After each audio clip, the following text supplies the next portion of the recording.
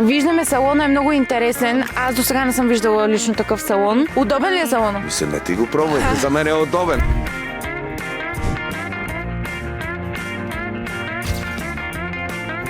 Така, първо да ни кажете какъв е този автомобил. 2.8, 5.4, шкува кола. Поръчкова какъв двигател? 4.2. Колко конски? 151 кони. 351 кони. Стокова е колата, не е правена нищо. Колата е Audi S3 2002 година. Мотора е 1.8 турбо, бензин, нали? Двигателят е изцяло подкован, така да се каже. До тала, дюзи, турбината е G30 900 коня, на бензин е около 600 конски сили, на спирт е около 700.